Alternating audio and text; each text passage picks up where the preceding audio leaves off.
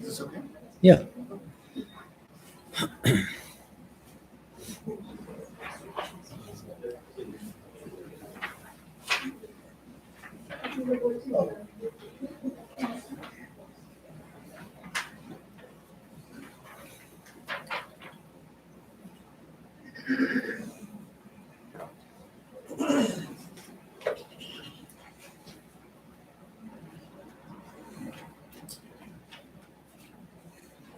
Like this orientation, this orientation.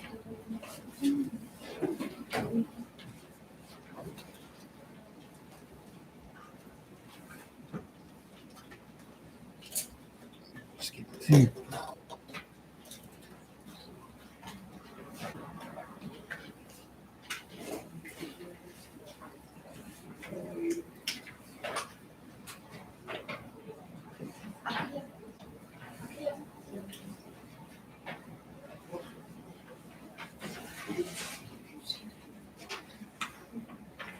Should we begin?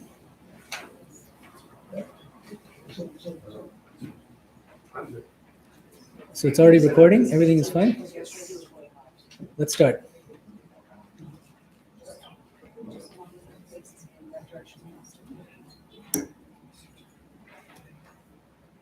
Om Brahmai Vedamamritam Purastad Brahma Paschat Brahma Dakshinataschottarena Adhaschodvam Cha Prasritam Brahmai Vedam Vishwamidam Varishtam Om Shanti Shanti Shanti.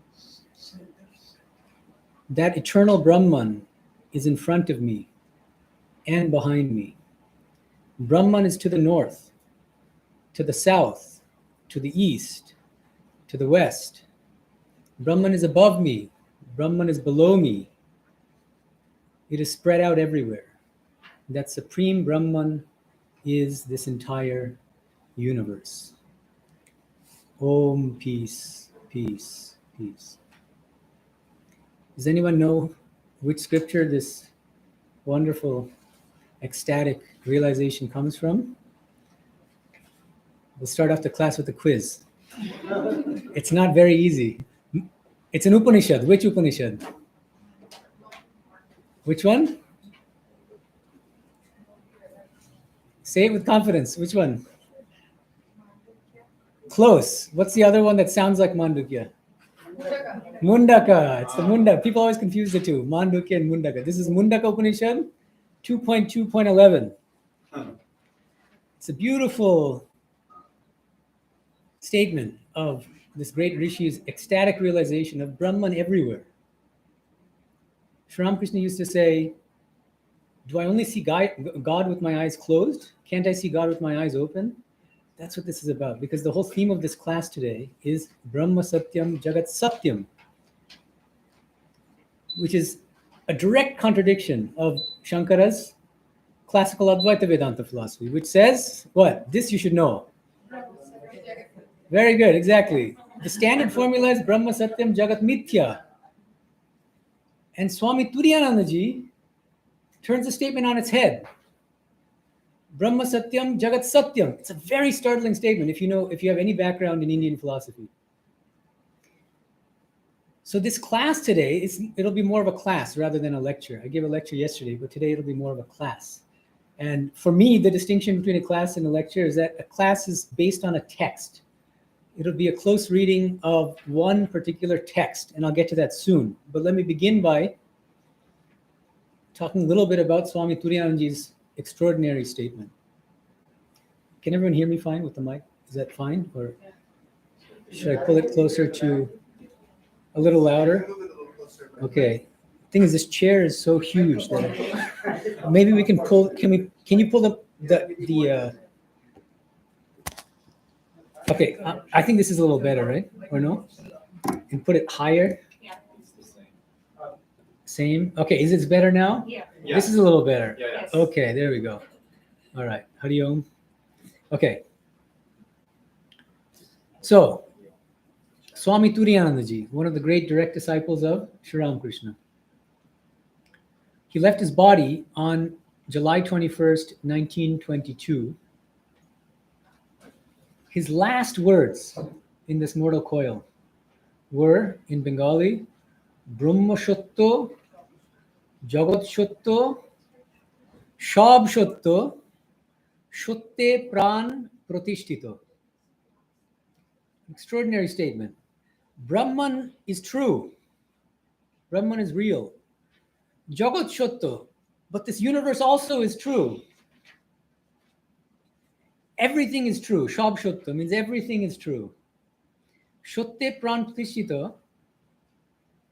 Life itself, pran here, prana. Life itself is based on truth, grounded in truth. This is a really remarkable philosophical statement. And in fact, the whole statement, but especially the last part of it, anticipates also Sri Aurobindo's entire philosophy. Sri Aurobindo is famous for having said, all life is yoga. How can you say that life is separate from Brahman? Life itself is a manifestation of Brahman.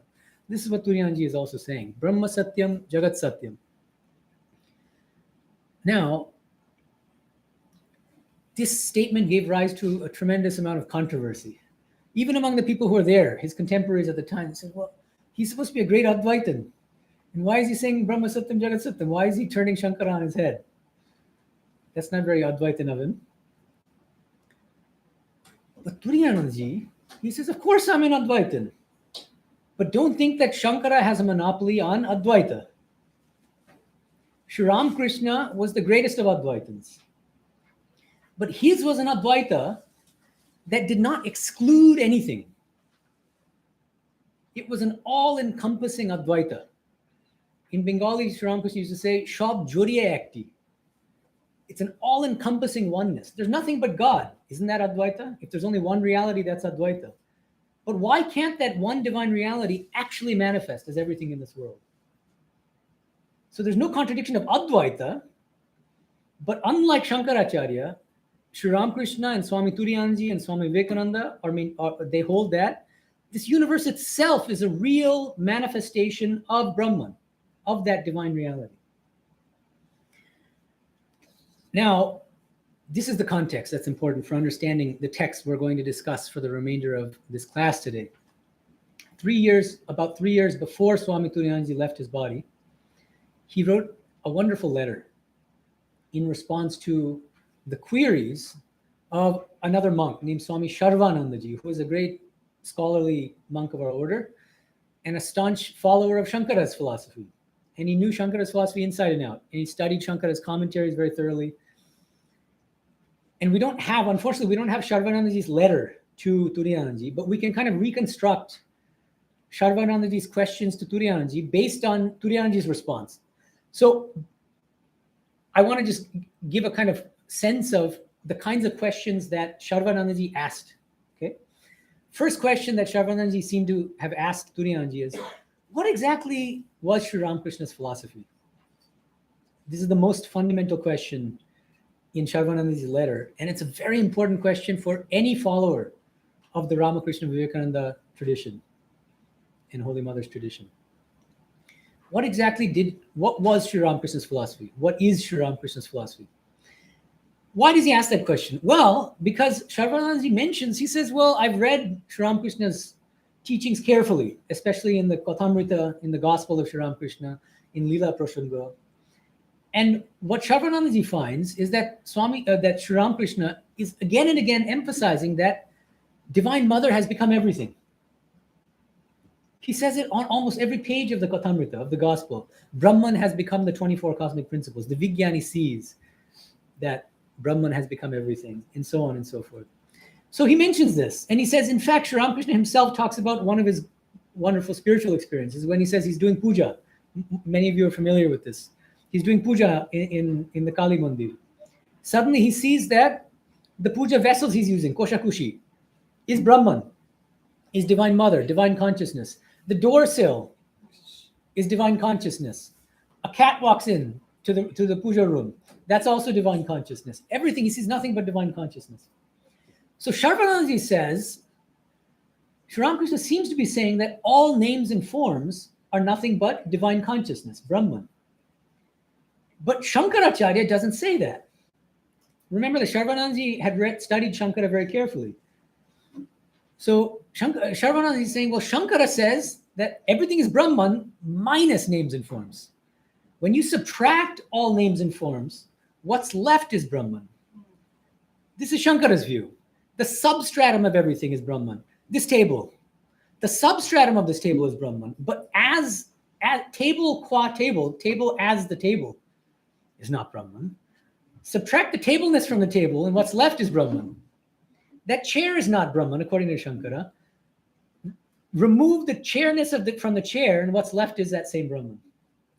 This is orthodox classical Advaita Vedanta. Sarvanandaji is saying, but Sri Ramakrishna doesn't seem to be saying this. He seems to be saying that names and forms themselves are Brahman. How do we reconcile these two things? Shankara's philosophy on the one hand, and Sri Ramakrishna's teachings on the other. Okay? And Sarvanandaji specifically mentions a particular doctrine of Shankara's and his followers, which is called Vivartavada. Does anybody know what Vivartavada means?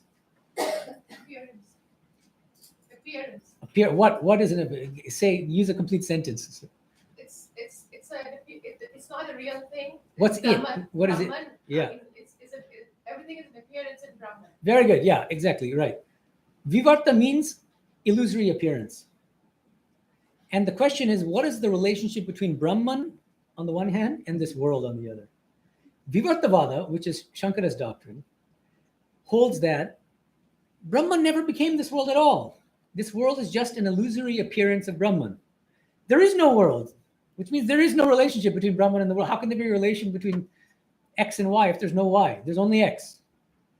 It's an illusion that there's a world at all. This is Shankara's Vivartavada. And Sarvanandaji mentions this Vivartavada of Shankara and says Sri Ramakrishna doesn't seem to hold this. Or does he? This was another one of his questions. Because Sri Ramakrishna doesn't say this world is an illusory appearance of Brahman. He says the world itself is a real manifestation of Brahman. Okay? So this is the context.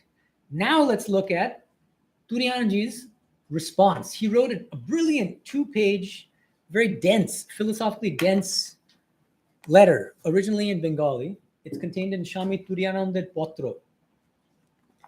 For any of you who can read Bangla, it's pages 254 to 255.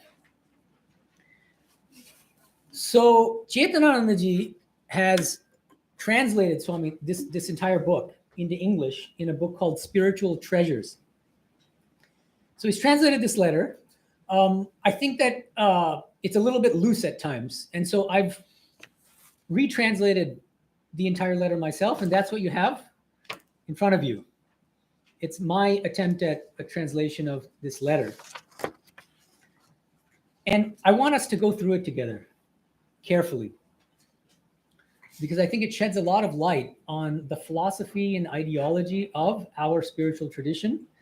And it gives us the basis of our spiritual practice. That's why it's at the end of the day, we're all sadhakas, spiritual aspirants. But every spiritual aspirant has to be guided by a worldview. What is the nature of God? How should we look upon this world? How should we look upon other people, other human beings? How should we act in this world? Every answer to these kinds of questions are philosophical answers. So our spiritual practice depends on our philosophy. So I don't want you to think that this is just dry theoretical stuff. At the end, I'm going to specifically mention the implications for spiritual practice. But the focus of today's class is going to be on trying to just simply understand what is the philosophy and ideology of our tradition. Okay? What makes it distinctive? What makes it unique? So let's begin with Turyanji's letter. So this letter, in my mind, is a kind of auto-commentary. It's Turyanji's own commentary on his last words, on his deathbed. Brahma Satyam Jagat Satyam. This is his own explanation. So from the horse's mouth, right? There's no more authentic explanation of what he meant. There should be no controversy if we understand this letter properly. So let's try to understand this letter properly. So I've numbered the numbers are not in the original, but just to make it easier to refer to sentences from the letter. So number one, or let's start from the beginning. Dear Sharvananda, I received your letter a little while ago, but I was not able to respond until now due to ill health. Today, I will give you a response. The subject, meaning what is Sri Ramakrishna's philosophy? The subject is a difficult one, but I will try my best to address it. By God's grace, it may be possible to do so. So look at his humility also. 1. It is not easy to say what Thakur's philosophy is. I believe it was to give support to all religious doctrines. That he said, as many doctrines, so many paths. Jotomot totopot. Thakur made this statement after having practiced all paths and realizing that they all lead to the same truth. So right at the beginning, he's making a very important statement. He's saying, this is a very good question you're asking, Shravanandaji, but it's a very difficult question to answer. Not that it's impossible to answer it, but it's going to require some subtlety, some nuance, and deep thinking. And the one most important thing to keep in mind is that Sri Ramakrishna's teachings were resolutely non-sectarian in nature. It's the first thing he says. Always keep that in mind, because it's almost a kind of a human tendency. The human tendency is, the moment you ask this question, what was X's philosophy, you want to be able to pigeonhole X into a particular philosophy that's known to you. Right? And Turyanji says, resist that impulse. Because Sri Ramakrishna practiced so many different paths and realized the truth of different spiritual philosophies. So how can you pigeonhole Sri Ramakrishna into any one of them? The moment you do so, you're doing violence to his teachings. So the first priority in trying to understand the nature of Sri Ramakrishna's philosophy is to honor its non-sectarian spirit. Okay, are you following? So that's the first thing. So it's a very important opening statement, because you get off on the wrong foot the moment you say, if you start by saying, yes, so he was a follower of Shankara, or he's a follower of Ramanuja, or he's a follower of Chaitanya, or he's a follower of Tantra. The moment you say that, you've already misunderstood his philosophy. 2, please look at the handout. The ultimate truth is the one Advaita, which has been called Brahman, Paramatma, Bhagavan, and so on.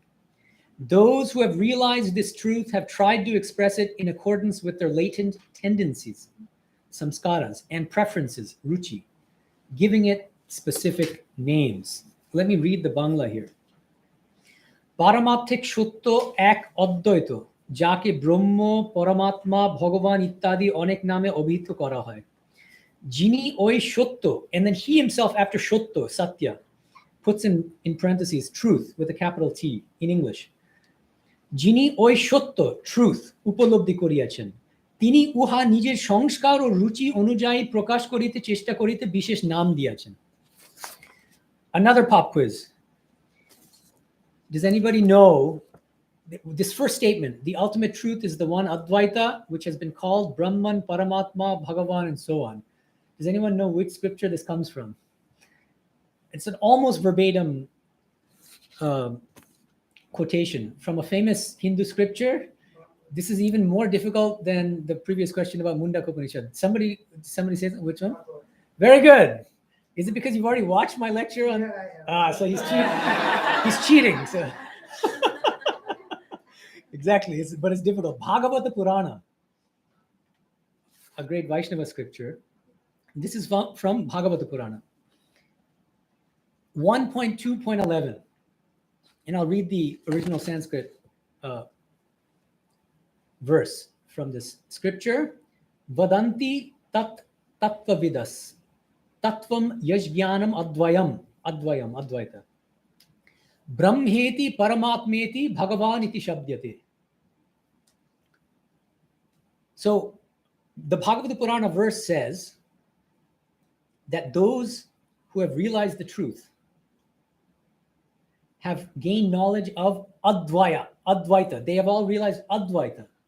But they call this one Advaita reality, this one non-dual reality, by different names. What are the names?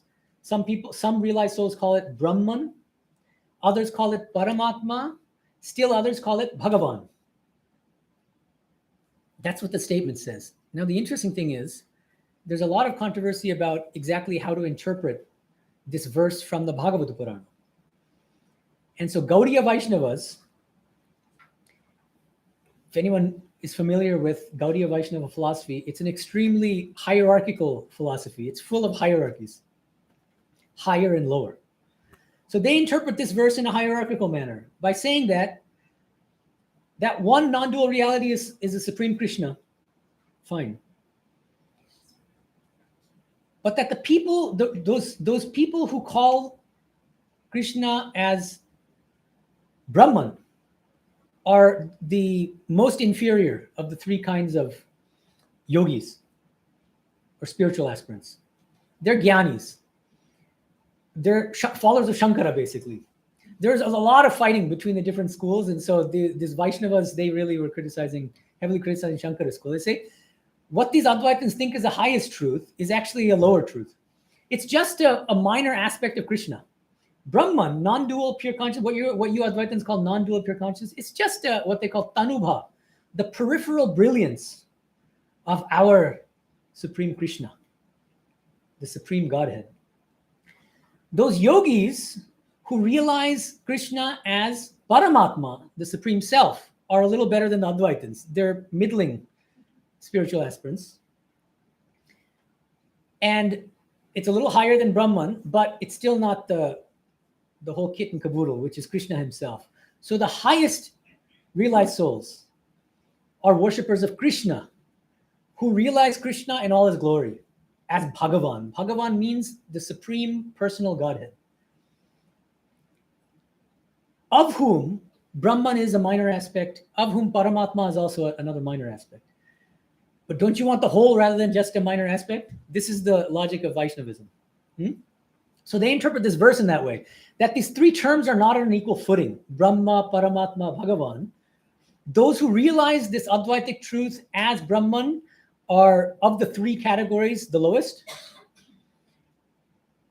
The middling category are the yogis who realize that same Advaitic reality as Paramatma, the Supreme Self. But the highest are the greatest bhaktas of Krishna, who realize Krishna as Bhagavan. Okay? Turiyanandaji, I don't know if you guys are aware of this, but Turiyanandaji, a great scholar of our order, he's translated the entire Bhagavata Purana. And so in his commentary, in his little note on this verse in the Bhagavata Purana, he says, of course, the Vaishnavas have a hierarchical interpretation, but he suggests that it's probably more plausible to interpret this verse from the standpoint of Sri Ramakrishna in a non-hierarchical way. He says that there's no hint in the verse itself or in the surrounding verses of any kind of hierarchy. Where does the scripture itself say that realizing the Advaitic truth as Bhagavan is higher than realizing it as Brahman or the Supreme Self? Why not put them on an equal footing? So that's what he suggests. And that's how I think Turiyanandaji understands this statement from the scripture. He's interpreting this, because remember, the whole context of the letter is, what is Sri Ramakrishna's philosophy? He quotes this verse, right? What he means is that one reality is realized by some people as Brahman, as non-dual pure consciousness, followers of Shankara. Others realize that same Advaitic reality as the Supreme Self, the yogis. And still others realize it as the personal God. But there's no higher and lower here. Sri Ramakrishna, in fact, in the Gospel, says the divine reality who is called Brahman by the Jnanis is known as Atman by the yogis and as Bhagavan by the Bhaktas. Again, almost verbatim quoting from the Bhagavad Purana. You see how Sri Ramakrishna himself, and he again is not bringing any hierarchies, no higher and lower, right? So Turiyanji can help us to understand the philosophical profundity of what Sri Ramakrishna is saying, actually. First of all, that what Sri Ramakrishna is saying is based on one of the most important Hindu scriptures, but that he's giving a non-hierarchical, a new non-hierarchical interpretation of this verse that doesn't put any philosophy on a higher footing than any other, but he accepts all of them. So remember again, that harmonizing non-sectarian spirit of Sri Ramakrishna's philosophy without bringing in higher and lower, okay? And notice, here's another thing that's very important. If any of you have background in some of the traditional Indian philosophies, especially traditional schools of Vedanta, you'll know this. They love this doctrine of what's called Adhikari Bheda. Adhikari Bheda means the doctrine of differing spiritual competencies. So Vaishnavism, as I said, they say that the lowest spiritual aspirants are the Advaitins. Advaitas meaning followers of Shankara. Then come the yogis, then come the bhaktas of Krishna, right? Bhakti schools of Vedanta, Shankara says the opposite. He says that the highest spiritual aspirants are my followers, are the Jnana yogis, the followers of the path of knowledge. And bhaktas are okay, but they're on a lower footing. You practice bhakti so long as you have not sufficiently purified your mind and you believe in this lower reality called Saguna Brahman. So these games of Adhikari Bheda have been going on for centuries. The only question is who is highest? And depending on the school, sometimes Jnana yogis are the highest, sometimes Bhakti yogis are the highest. Now notice what Turiyanji says. He doesn't bring in Adhikari Bheda here. He doesn't bring in this doctrine of higher and lower spiritual aspirants. He uses two terms instead, samskara and ruchi. Different realized souls describe one and the same Advaitic reality using different names based on their samskaras and ruchi. Samskaras means their latent mental tendencies, whatever they've done in previous births. So if somebody has been worshiping Krishna for many, many lifetimes, in the birth, in the lifetime in which he realizes Krishna, obviously he's going to call God Krishna. But imagine somebody who's been practicing Advaita Vedanta for many lifetimes, and then finally he realizes Brahman. He or she realizes non-dual pure consciousness. What's he going to call the Advaitic reality? Brahman, non-dual pure consciousness. But there's no higher and lower. It's based on samskaras, your latent tendencies, and ruchi, your preferences, your taste, right? What do you like? What floats your boat? Sri Ramakrishna used to say, Bhaktara chini hote chai na, bhaktara chini khete chai. Bhaktas, devotees don't want to become sugar, they want to eat sugar. They just prefer it. It's a preference. You might prefer, Sri Ramakrishna gives another example. A mother cooks 5 different kinds of fish preparation for her 5 different children. For the youngest baby who doesn't have a strong digestive system, it's fish stew. For somebody with a heartier constitution, she'll make a fish fry. But it's the same dish, and it depends on the preference. And does it make sense to say that the person who prefers fish fry is higher than the person who prefers fish stew? It makes no sense. So you see, Swami Turiyanji, in line with Sri Ramakrishna, replaces Adhikari Bheda, which is the key doctrine in all of the traditional schools of Vedanta, with the doctrine of differing temperaments and differing preferences, abandoning this whole talk of higher and lower, no hierarchies. Okay, so that's very, very, this one statement, see how much depth there is and how much unpacking it requires. Let's continue. 3 on the handout.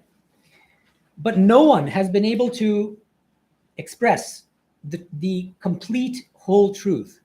God is who he is. This attitude represents the highest view of all illumined beings. I'll read the Bangla because there's some interesting statements here. Kintu keui poripurno সমগ্র সত্য কি তাহা প্রকাশ করিতে সমর্থ হন নাই। তিনি যাহা তিনি তাহাই।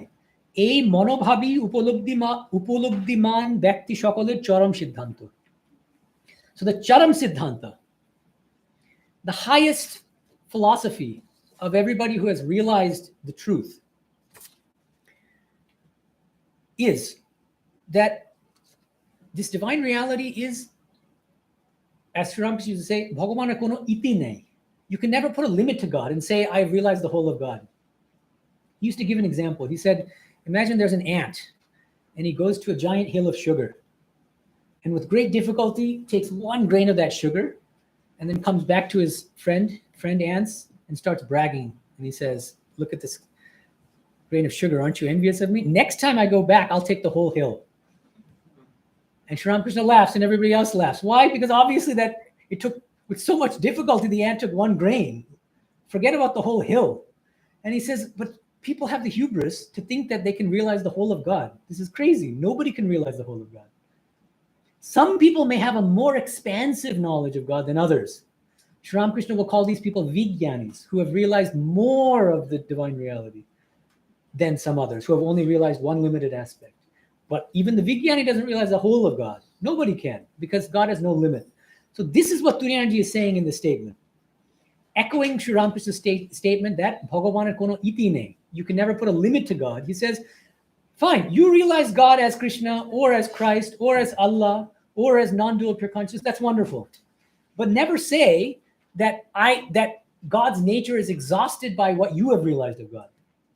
Because then it becomes like one of the blind men who's touching one part of the elephant and thinks that I know what the whole elephant is like. It's furry. No, because he's only touching the tail. What about the people who are touching the trunk? You're wrong. No, I know what the elephant's like. It's dry, it's scaly.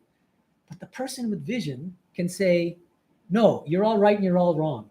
Never limit the elephant to what aspect of the elephant that you happen to be experiencing. But the key thing here is, though, there's no such thing as a person who has total vision who can see the whole elephant. That's a kind of caveat that we have to add as a kind of correction to the metaphor, using Sri Ramakrishna's own teachings. This is not my correction. It's Sri Ramakrishna himself says, don't push this analogy too far. Because that person who can see the entire elephant doesn't exist. And it doesn't need to. He says in a wine shop, just by drinking one bottle of wine, you're already drunk. Isn't that enough? Right? This is another example. He would often use homely examples to really hit home with people. Do you have to drink all the alcohol in the store to get drunk? No. You might kill yourself if you do so. Okay. So another one of Sri Ramakrishna's statements that's very much along the same lines. He says, Tini Shakar Nirakar Abar Kotoki. That divine reality is without form, is also with various forms. Abar Kotoki. There's always this final clause and much more besides. So it's always important to keep in mind, if you're trying to understand Sri Ramakrishna's understanding of God, the much more besides. You can never place a limit to God and say God is just this and nothing more. Okay? That's what Turyanji seems to be saying in statement number 3. Statement number 4. And of course, I don't want to be coming off as dogmatic here. So in the Q&A, I want to leave plenty of time for the Q&A. I want you to probe, question, challenge as much as you want. 4th, Gaudapada's Ajatavada, the doctrine of non-origination. Shankara's Vivartavada, what I already mentioned, Sarvananji mentions it specifically in his question, which is the doctrine that the world is an illusory appearance of Brahman.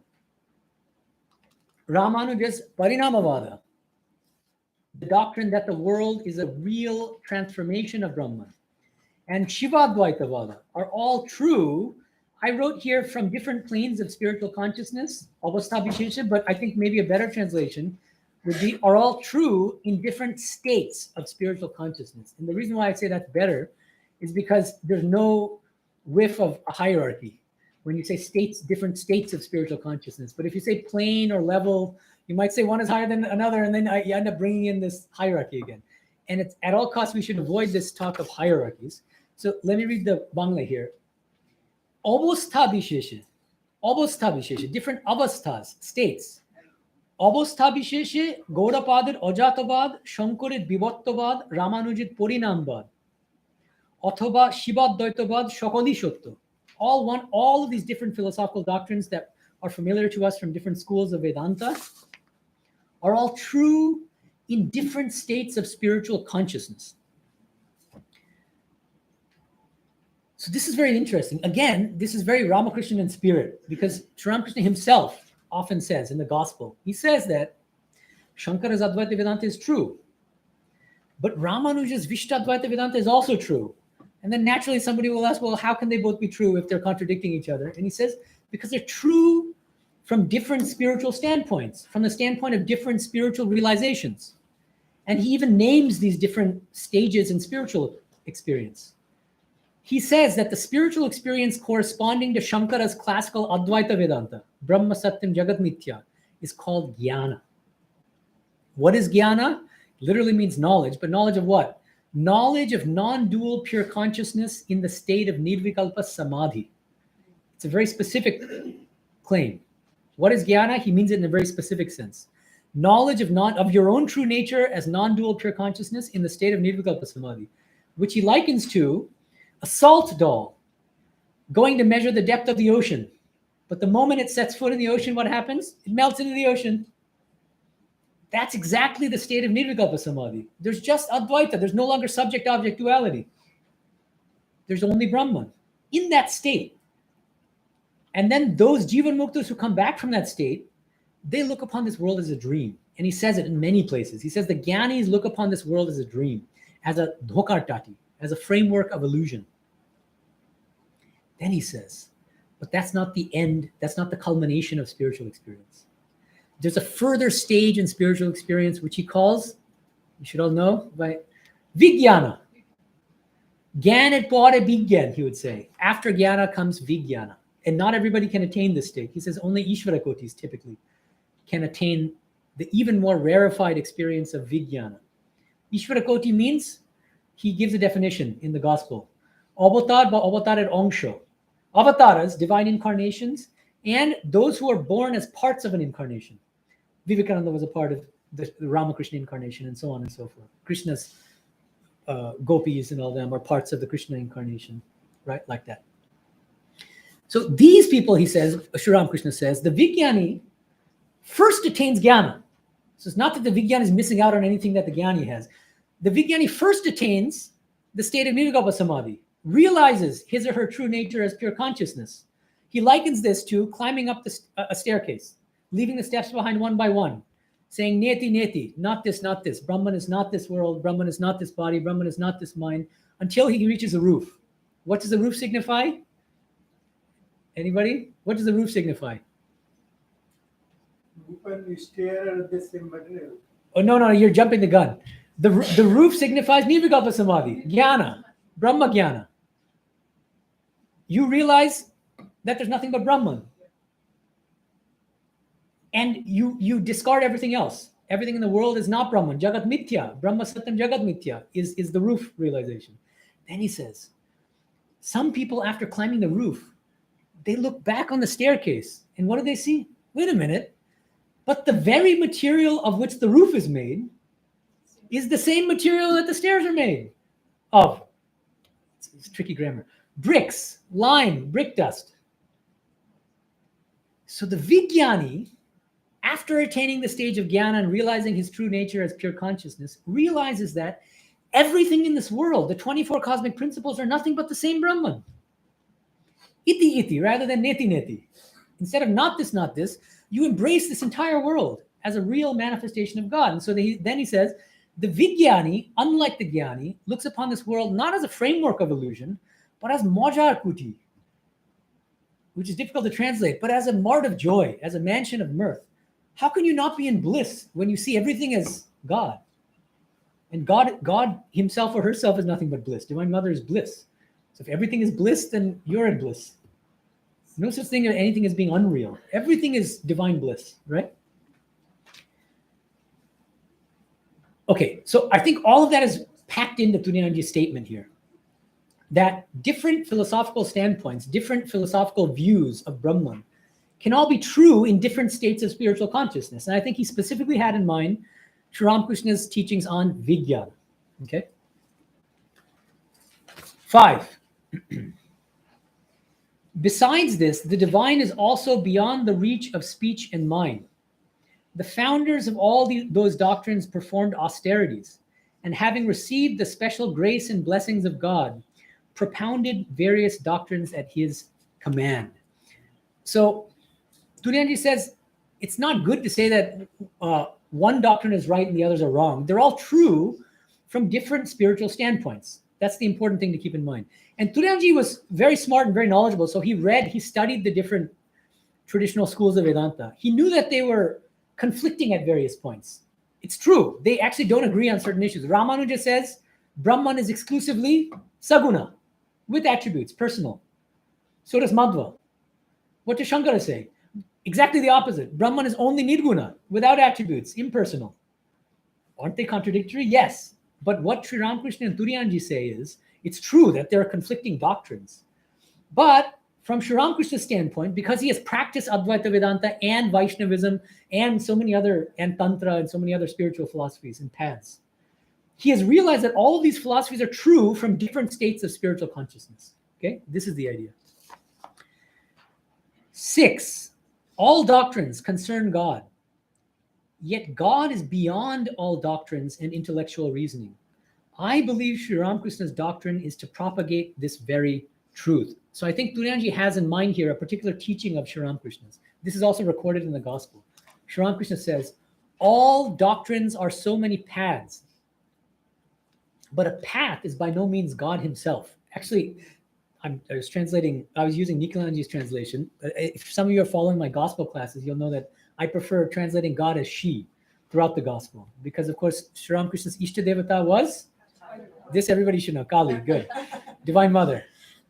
So when he thinks of God, usually, unless there's some context of Krishna or Shiva, he's thinking of Kali, which means she.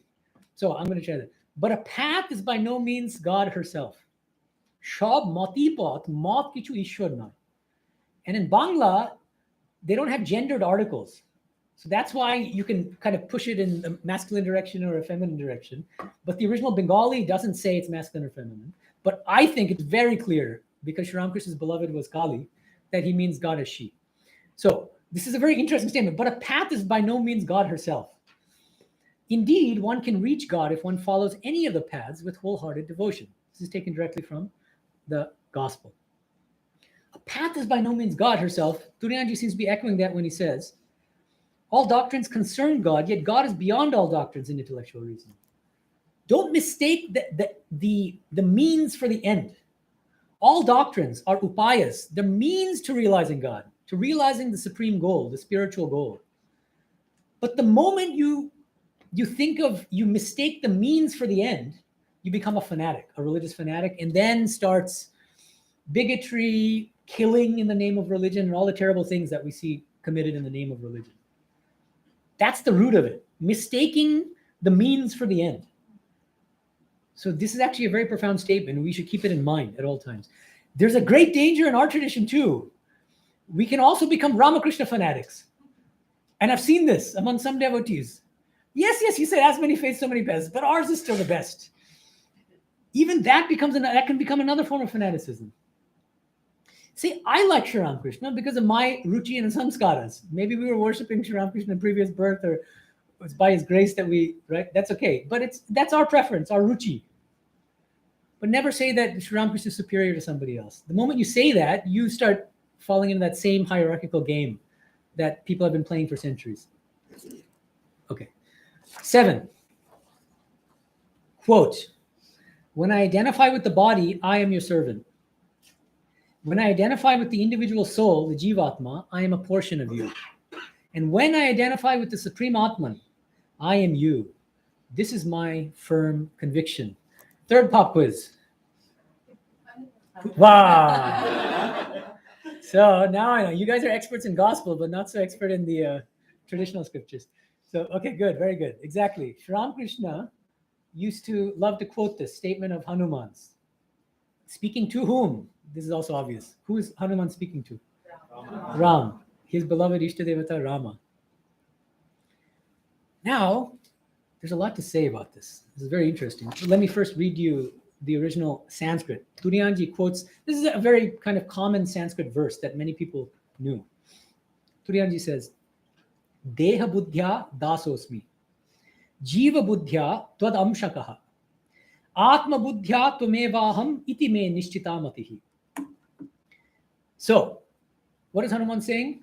Oh Rama, when I identify with this physical body, I think of myself as your servant. When I identify with my Jivatma, the eternal individual soul in my heart, then I think of myself as a portion, as an amsha of you. And when I think of myself as, what's the exact statement here? He says, Atma Buddhya, as the Supreme Atman, then I say, I am you. You are me. There's no distinction at all. There's not even a part-whole relationship. There's just, I am you, as non-dual pure consciousness. Now, again, there's a lot of controversy about how to interpret Hanuman's statement. In fact, I recently gave a class called Much Ado About Clay Pots. Some of you have seen that. But I'm tempted to give a class called Much Ado About Hanuman, because there's been much ado about Hanuman, and I'll get to that soon. But let me first mention this. In the gospel itself, this is recorded, Sri Ramakrishna himself, at certain times, he opens his heart to the people in the room. He does so when everybody is his antaranga, his inner circle of devotees. When there aren't random people who come in just to see him or whatever. So he looks around. Make sure that everybody in the room is his own. Then he gives his highest teaching, his most profound spiritual teaching. So let me quote to you what he says. You are my very own. I tell you that I have come to the final realization that God is the whole and I am a part of him. That God is the master and I am his servant, her servant. Furthermore, I think every now and then that she is I and I am she. Quoting Hanuman, but no longer just quoting a statement. He's speaking on the basis of his own deepest spiritual experiences to his own antaranga, his own inner circle. This is what I realized after so much spiritual practice, after all of my spiritual realizations. Okay, now, what does that mean? Notice there's no higher and lower here. It's not that realizing that I am God is somehow higher than I am a servant of God. And look at Sri Ramakrishna's primary attitude in the gospel. If you look at the 1,000 odd pages in the gospel, is his preferred attitude, I am Brahman? Usually no. In fact, in one place, very startlingly, he says, Soham, tu, and he spits on the ground. He says, Mother, don't keep me, I don't want to be a dry jnani. I want to be a vigyani and relish you in different moods, in different states. Why should I play only one note on my flute? Pu, Soham, saying only Soham. Why shouldn't I play ragas and raginis, which are classical tunes for people who aren't familiar with Indian classical music? I want to enjoy God and realize God in many different forms and aspects, because he was a vigyani. And he even says in another place, the divine mother has not kept me as a jnani. She has kept me in the state of a vigyani, so I can enjoy her in various forms. Now, that's the background. Now comes to a very interesting. See, first of all, how many of you have actually had read this letter by Turiyanji before we started talking about it? One of you. One. Very few, right? So this is a kind of very obscure letter, but so important for understanding our tradition's ideology and philosophy. So I encourage all of you after this class at some point to please read this, either in Bengali or in translation, and think about it for yourselves. Now, there's an even more obscure book, which I can probably guarantee that none of you have read, unless you've watched some of my classes, because I've already recommended this book to some people, but most people have not taken me up on my recommendation. It's an autobiography of a monk named Shantinath, who is a contemporary of Turiyanji, Bengali sadhu, or really from Bangladesh. That autobiography, written in English originally, is called Experiences of a Truth Seeker. Published in 1946. It's in the public domain, so you can download it from archive.org if you're interested. And it's an absolutely riveting read, if depressing, and it doesn't have a happy ending, unfortunately. That, ask me in the Q&A if you're interested about how so the trajectory of Shantinath's life. But let me give you a brief kind of just the part that's relevant for understanding the context here. He started as a lover of Sri Ramakrishna's life and teachings. And his Bible was the Kathamrita, Sri Ramakrishna's teachings. Then what happens is he goes to Rishikesh, I believe, and he meets a sadhu there. That sadhu says, look, it seems like you're still kind of, and he became a sannyasi. Sorry, I forgot to mention. He became a sannyasi. He actually wanted to join in Bilumat. Brahmanandaji was the president at the time. Brahmanandaji somehow saw that his bhava, his attitude was kind of different from. So he said, now's not a good time. And so he went to a different place. I think it was this Nath Sampradaya in Gorakhpur. He got his sannyasa there. Different tradition. Still a follower of Sri Ramakrishna. Then he meets this monk in Rishikesh. That monk says, go meet Mangalnath Ji, who is a great saint, great Advaitic saint, meaning a follower of Shankara. He'll clear all your doubts and confusions. You'll see. He finds Mangalnath Ji. Mangalnath Ji says, what is the nature of Brahman? And Shantinath, as a follower of Sri Ramakrishna, faithfully quotes Sri Ramakrishna. Well, Sri Ramakrishna used to teach Jini Nirgun Tini Shogun. That reality which is Nirguna is also Saguna. Brahma Shakti Abhed. Brahma Shakti Abhed. Brahman, non-dual pure consciousness, is inseparable from Shakti, Divine Mother. That reality which manifests as everything in this world, the personal God.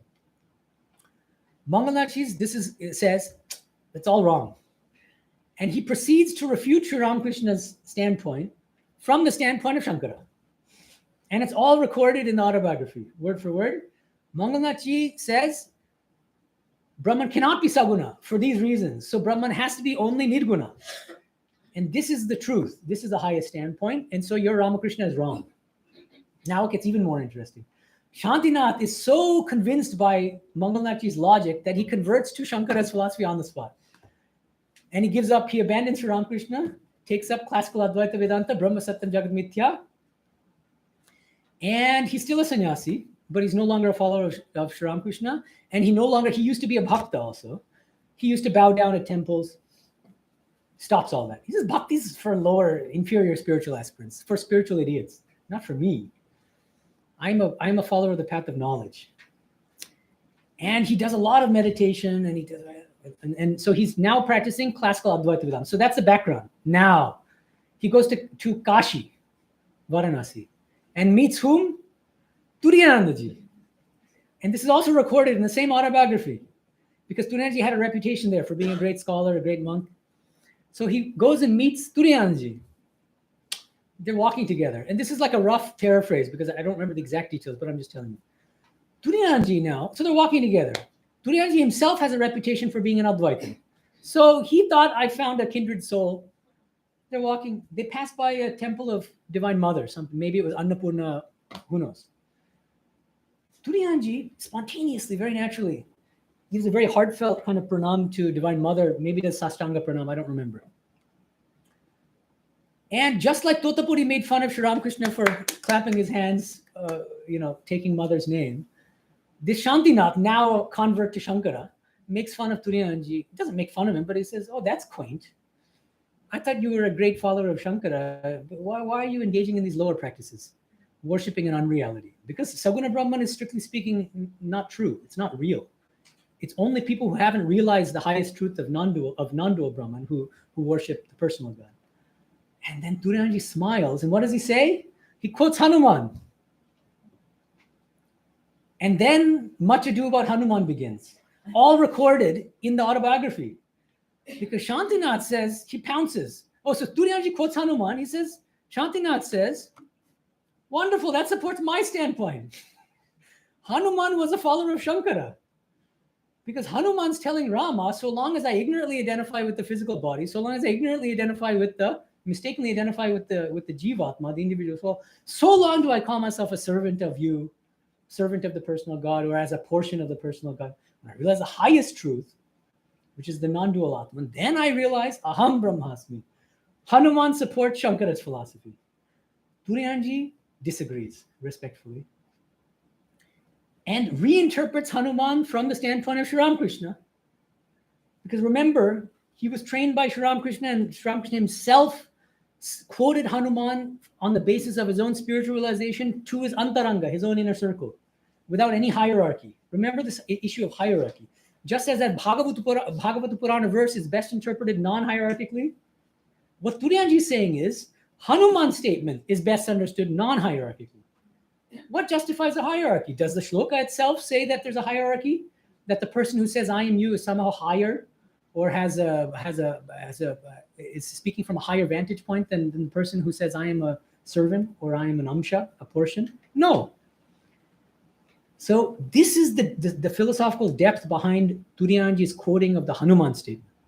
It's a non-hierarchical reveling in different forms and aspects and different relationships with, different ways of communing with the one Advaitic divine reality. Sometimes as a personal God, sometimes as Krishna, sometimes as Allah, sometimes as Christ, sometimes as non-dual pure consciousness, sometimes I think of myself as a portion of God, right?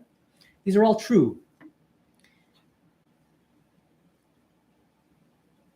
Okay. And then Turiyanji, in his defense of this Ramakrishnan interpretation of the Hanuman shloka, says the following. I'm reading this directly from, this is a direct quotation from Shantinath's autobiography. This is what Turiyanji says. Listen carefully, because it's very deep. In one aspect, Brahman is eternally nirguna, nishkriya. Nirguna means without attributes. Nishkriya means inactive. And impersonal. Noidbactic, I think, would be the Bangla. I don't know. But it's originally in English, and so we don't know. But they're speaking in Bangla, but Shantinath wrote the autobiography in English, so it's a little bit.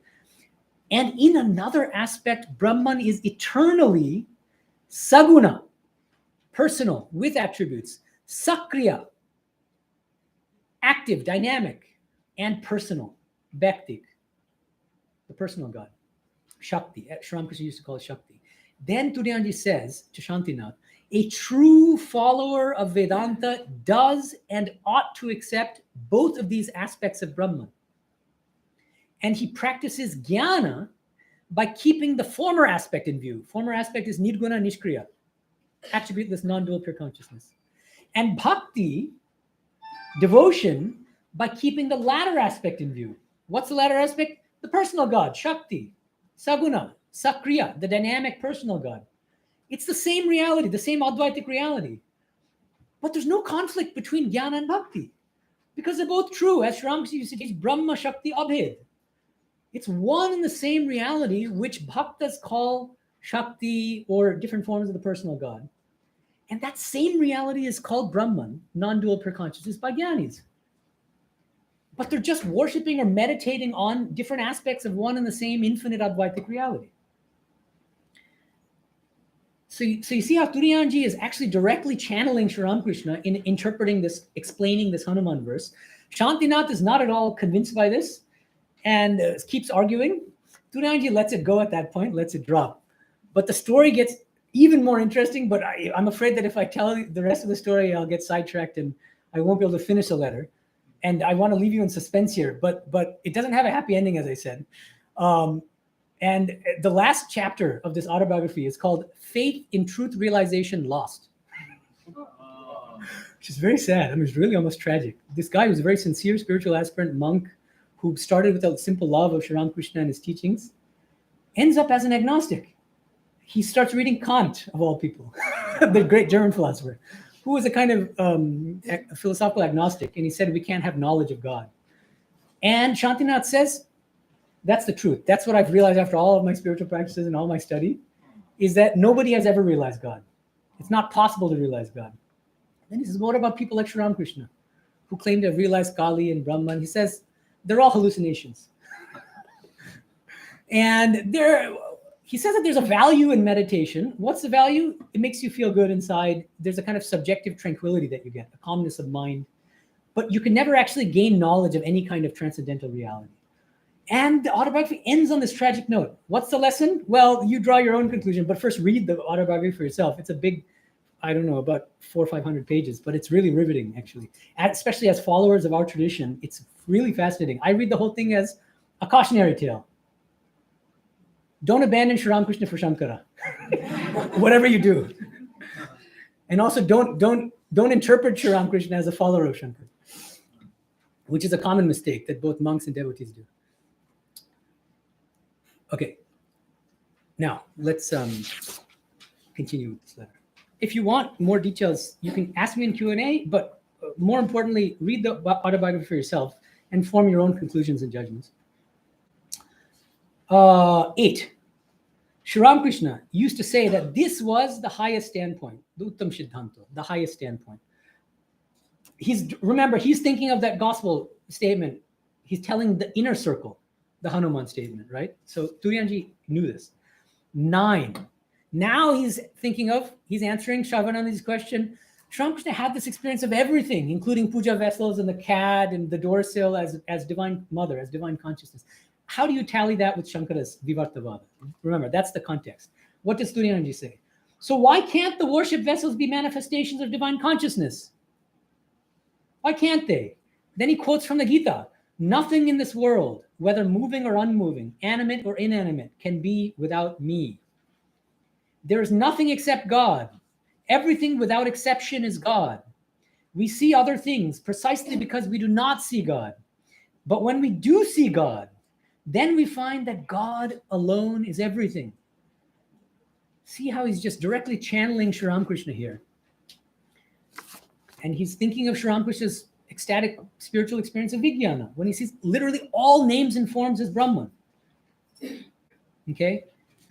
And now, let me remind you of this wonderful teaching, the statement of Sri Ramakrishna's. This is also taken from the Gospel.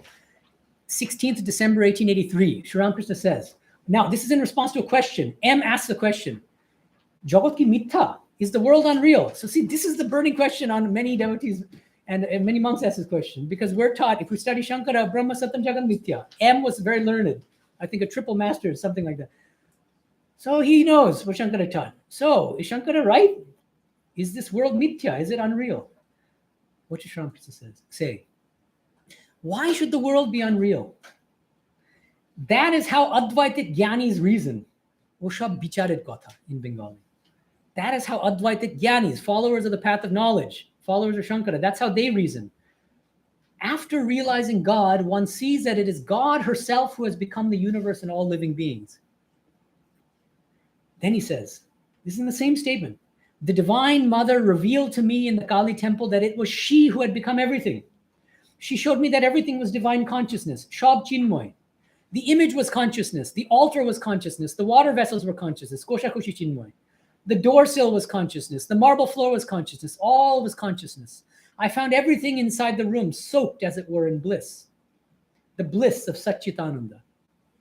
I saw a wicked man in front of the Kali temple, but in him also I saw the Shakti of the Divine Mother vibrating.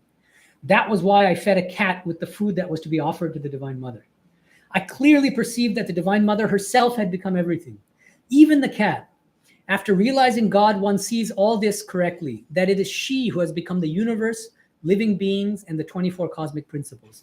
Tini jeev jagat choturbinshi tattva hoyechen. So, a chinmoy kolakuli keno hobe na? Not koshakushi, kolakuli. Chinmoy kolakuli keno hobe na? Why can't Divine Mother be the puja vessels? Everything we see here is nothing but Divine Mother. Everybody here is nothing but Divine Mother. Why? If you are a follower of Shankara, then it becomes impossible to explain. Because he says, this world minus names and forms is Brahman. Sri Ramakrishna says, this world plus names and forms. The names and forms themselves are Brahman. Different manifestations of Brahman. This gives us a better way of interpreting the Vedantic scriptures. Now, I'm not the first to say this. Swami Vivekananda himself said this. That he says, we don't need new scriptures. In the light of the life and teachings of Sri Ramakrishna, we can reinterpret the ancient Vedantic scriptures in a better way. What's an example? The class I gave recently, Much Ado About Clay Pots. Where does the clay pots analogy come from? Pop quiz. Very good. Chandogya Upanishad. But I think he probably saw that class too. So he's a good student of Swami Medhanandaji. So yes, Chandogya Upanishad asks, what is the relationship between Brahman and this world? And the Upanishad gives several striking metaphors, one of which is, imagine clay. Can't you fashion differently sized pots out of the same clay, differently shaped pots out of the same clay? Imagine a giant pot of molten gold. Can't you shape different ornaments out of the same molten gold? Can't you shape golden earrings and a golden bracelet and golden necklace out of the same gold? Just so, every single name and form you see in this world is nothing but a real manifestation of one and the same Brahman. Doesn't this lend itself to the Brahma Satyam Jagat Mithya paradigm of Sri Ramakrishna's Vigyana Vedanta better than Shankara's Brahma Satyam Jagat Mithya? Isn't the whole point of these Upanishadic metaphors, clay and pots, gold and ornaments, to emphasize the fact that the ornament, does it make any sense to say that the ornaments are unreal? Only the molten gold is real, but the golden bracelet is not real? Does it make any sense to say that only the clay, shapeless clay is real and that the clay vase or the clay elephant is not real? No. But we'd have to say that if we're Shankarites.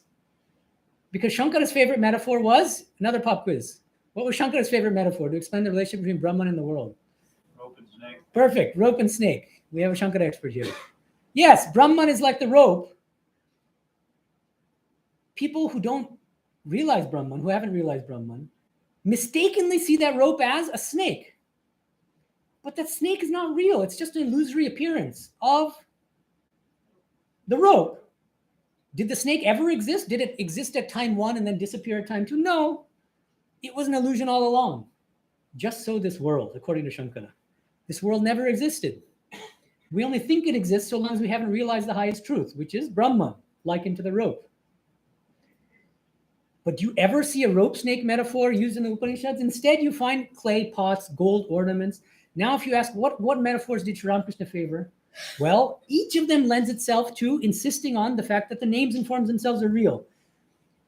Sthir thakleo jol, hidle dudleo jol. The same body of water, when it's static, unmoving, that's water. When it's moving, when it's in waves, when it's in motion, isn't it the same water? So the dynamic aspect of the divine reality is as real as the static aspect. Shakti is as real as, it's just the dynamic aspect of the same Brahman. And Sri Ramakrishna himself uses a very striking metaphor. He says, where did this go? Well, okay, I'm going to paraphrase because I've already gone over that hour. He says, I once saw as if everything was made of wax. Shab momer, mom in Bangla. Wax. And then he starts describing, I saw the horses as if made of this Brahman wax. Imagine this, the wax of divine consciousness. What's the point of that? It's very much like the clay in the pots and like the gold in the ornaments. Because when imagine this Ripley's Believe It or Not in Hollywood, or even more famous is the one in London. What's that? Madame Tussauds. Yes, and they keep creating new ones. Like there's a Donald Trump wax thing now, and they look very lifelike.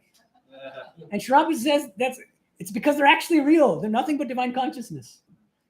So everything is made of wax in that sense, that the names and forms themselves are nothing but divine mother in different forms, playfully manifesting as everything in this world. Okay. And then Turiyanji says even more explicitly, 10.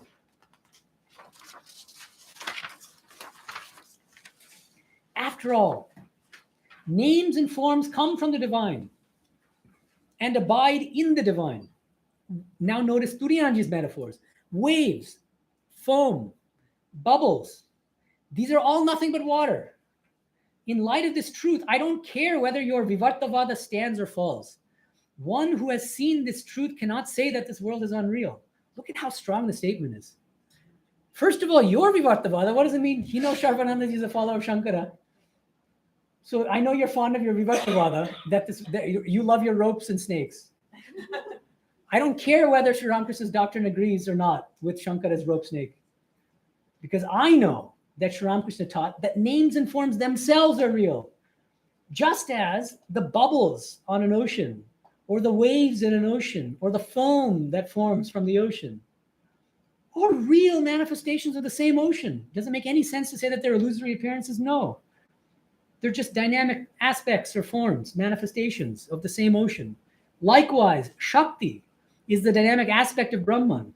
And everything in this world is a playful manifestation of Shakti.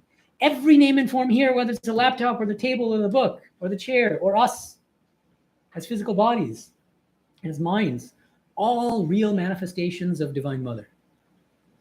Okay? And another really interesting statement that Turiyanji made, this is even more obscure. This is taken from a book called With the Swamis in America. It's quoted in Chaitanandaji's God Lived With Them, page 387. Atulanandaji, a Western Swami, named, they also called him Guru Das Maharaj. It's from his reminiscence because he used to associate with Turiyanandaji. Atulanandaji asked a very interesting question. He said, he is asking Turiyanandaji this. Don't Sri Ramakrishna's teachings differ somewhat from Shankaracharya's Maya theory? Turiyanandaji replies, yes. Shankara taught only one phase, how to get freedom, nirvana. Our master, Sri Ramakrishna, first made one free and then taught how one should live in the world. Be free first. Do away with name and form in the entire universe. Remember the Neti Neti climbing up the staircase? Then see mother in all. Then be her playfellow. What a wonderful statement. See, Gyanat Body Vigyan. After Jnana comes Vigyana. This is exactly what Turiyanji is saying. Yes, Sri Ramakrishna, he accepted Shankara as corresponding to the Jnana stage of spiritual experience in the state of Nirvikalpa Samadhi. Brahma Satyam Jagat Mithya. This, right? That Brahman alone is real, this world is unreal. But he says there's a further stage in spiritual experience which is even greater. You might say, well, why greater? Turiyanji is going to explain in the last paragraph. So I want to get to that. But okay, so let me, you know what I'll do is just let me read the rest of it, because otherwise we're going to go on for too long. And I do want to hear from you. So let me read basically 11 all the way down to 16. And then if you have questions about specific numbers, you can ask me. Nonetheless, Thakur would sometimes attain a level of spiritual consciousness that transcended all spiritual attitudes, bhavas. At those times, there would be no names and forms. He went beyond them. That is the state beyond words and mind, avang manasagocharam. Even then, there is the same one, Advaita, nothing else. Notice this emphasis on Advaita. But here, this is not Shankara's Advaita. This is a broader Advaita, which encompasses Shakti as well. Remember, going back to number 2, that Advaita is called Bhagavan and Paramatma and Brahman, and no higher and lower. 12. In that state, where is Vivarta and where is Ajata? Vivarta means the world is an illusory appearance of Brahman. Ajata means this world never existed at all. That's Gaudapada's view. Vivarta, Ajata, Parinama. Parinama means this world is a real transformation of Brahman. All concern the one divine reality. That one reality alone is true. See, that's why he's an Advaitan. Turiyanji is not a dualist. He's an Advaitan because he says that God alone is real. Again, individual souls in the world also come from that one divine reality. Individual souls in the world are also real so long as we do not forget the one divine reality. The world becomes unreal only when we forget God and see only names and forms. See how beautiful this statement is.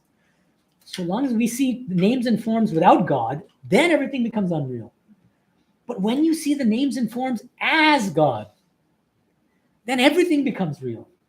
Like Sri Ramakrishna seeing everything as wax, the wax of divine consciousness. Like the Chandogya Upanishad says, everything, imagine everything in this world is different formations of clay or as different ornaments of gold, right? Then, why? Because they are impermanent. Names and forms themselves are impermanent, but God is eternal. So if you see names and forms minus God, they'll exist for a little bit of time and then they'll disappear. In that sense, unreal. But they are impermanent but real manifestations of God.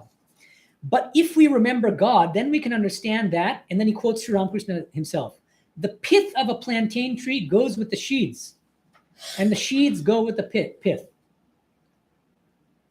Majadi kol, kolari maj, right? One can then understand scriptural statements such as everything is pervaded by me. Bhagavad Gita chapter 9, shloka 4. Everything is strung on me like pearls on a thread. Bhagavad Gita chapter 7, verse 7, etc. Then he says, the main thing is to realize God. When one has seen God, nothing else exists. One realizes that everything is a manifestation of God. So you might think, well, he's saying nothing else exists means Jagat Mithya. No, he immediately goes on to say, all the names and forms are God. Everything is a real manifestation of God. Nothing but God exists. In that sense, he's an Advaitan. But everything is a manifestation of God. God herself has become the 24 cosmic principles. That's also Advaita, but it's an all-encompassing oneness. Shab Jodiya Ekti. All troubles, 14, all troubles and doctrinal disputes last only so long as one has not seen God. Once one has seen God, all troubles cease. Only by realizing God does one attain unshakable peace. So don't get caught up in debates, philosophical debates about who's right and who's wrong. Pick the philosophy that you find most appealing and then practice on the basis of that philosophy. Practice, practice, practice in order to realize God, because that's the goal of all philosophies, at least all spiritual philosophies that we find in India. 15. Therefore, now he sums up the whole thing. This is Thakur's doctrine. One must realize God by any means. Then he quotes Thakur, this very controversial statement. Tie the knowledge of Advaita in your loincloth and do whatever you please. I'll quote the Bangla because it's important here. Advaita gyan achole bedhe ja ichche koro. This is one of Sri Ramakrishna's important statements, but again, it's been interpreted in different ways. Okay, but how does Turiyanji interpret it? This means if you have once realized the one divine reality, this Advaitic reality, then you can adopt any doctrine you please, depending on your preference. Liberation is guaranteed to one who has attained knowledge of God. Then there are no longer any bondages. After death, you can choose whether to come again in another body, depending on your preference. Now, let me pause here for a second before finishing the letter. Because Advaita Gyan Achale Veda, this statement caused a lot of controversy. Followers of Shankara feel vindicated and say, see, tie the cloth of Advaita in your loincloth and then do whatever you want, says Sri Ramakrishna. Holy Mother herself said, Thakur Advaita. Thakur was Advaita. So even Holy Mother said Sri Ramakrishna was the follower of Shankara. So now, how does Turiyanji understand this statement? How would he understand Holy Mother's statement that Thakur is Advaita? He'll fully agree. Yes, Holy Mother is right. Thakur is Advaita. Yes, Thakur is right. You should tie the cloth of non-dual knowledge. But how does he define Advaita here? Go back to 2. Isn't it 2? The ultimate truth is the one Advaita, which has been called Brahman, Paramatma, Bhagavan, and so on. He's not narrowly defining Advaita in Shankara's sense of Nirguna Brahman alone. He's saying that one Advaitic reality is both Brahman in one aspect and Shakti in another aspect. As Sri Ramakrishna used to say, যখন তিনি নিষ্ক্রিয় তখন আমি ব্রহ্ম বলে কয়, যখন তিনি সৃষ্টি প্রলয় করছেন তখন আমি শক্তি বলে কয়, কালী বলে কয়. When I think of that one reality as inactive, nishkriya, then I call it Brahman. That's Shankara's Brahman. When I think of the same Advaitic reality as creating, preserving, and destroying the universe, the personal God, then I call it Shakti or Kali. That's the Advaita that Sri Ramakrishna is talking about. That's the Advaita that Holy Mother is talking about, and that Swami Vivekananda is talking about. I call it integral Advaita, the philosophy of Advaita that Swami Vivekananda taught throughout the world. I call it integral Advaita. What does integral mean? In the Aurobindonian sense, all-encompassing. It's an all-encompassing oneness, Shop Jodiya Akti. Now we get to, remember how I promised that I would explain, why is vigyana greater than jnana? After all my talk of non-hierarchical and all this, why do we say at the end of the day that vigyana is ultimately greater, not higher? Notice the difference. I'm not saying higher, greater than jnana. Turiyanji himself explains why.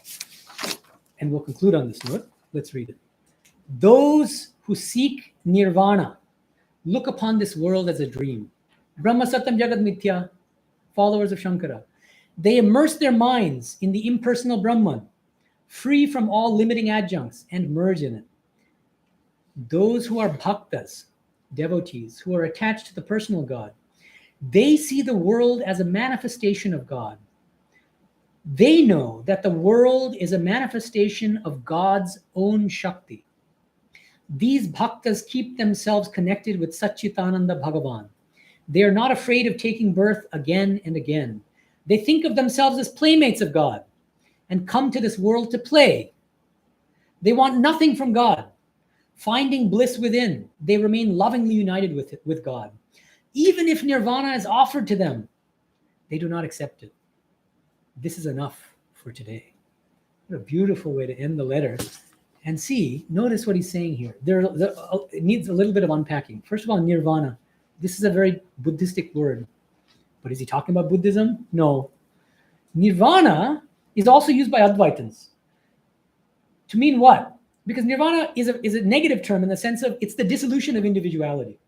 It's the snuffing out. It's like a snuffing out of a candle. What a nibeda in Bangla you say. You snuff out the candle. In that sense, get rid of all individuality. What's left is, according to Advaitins, Brahman. It's like Sri Ramakrishna's salt doll, which melts into the ocean. In that sense, nirvana. How do we know this? Mohima Chakraborty, who was a follower of Shankara, this is recorded in the gospel. He once asks Sri Ramakrishna, don't bhaktas also ultimately need to attain nirvana? Bhaktaro to nirvan chaito. Something like that. Mohima asks. Don't bhaktas, so Bhakti is fine, it's all well and good, but ultimately they have to realize Advaita, the highest truth of non-dual, impersonal Brahman. Sri Ramakrishna says, no. He says there's such a thing as Nitya Krishna, Nitya Bhakta, the eternal Krishna and his eternal Bhaktas. Chinmoy Sham, Chinmoy Dham. That Krishna is consciousness embodied and that his Dhamma, his Vaikuntha Loka, Goloka, his transcendental abode also is eternal and made of nothing but the same divine consciousness. So why does he say this? Because Sri Ramakrishna says, remember that beautiful eating sugar versus becoming sugar? Bhaktas want to eat sugar, they don't want to become sugar. So fundamentally, if you realize God in this body, what happens? You leave the body. You don't come back again. But there are two fundamentally different paradigms of salvation or liberation, mukti, whatever you want to call it. One is the devotional paradigm, eating sugar. What does that look like? You reside in a transcendental heaven, which is eternal. It's not temporary. Followers of Sri Ramakrishna, Ramakrishna Loka. Holy Mother herself says, Sri Ramakrishna has created Ramakrishna Loka for you devotees.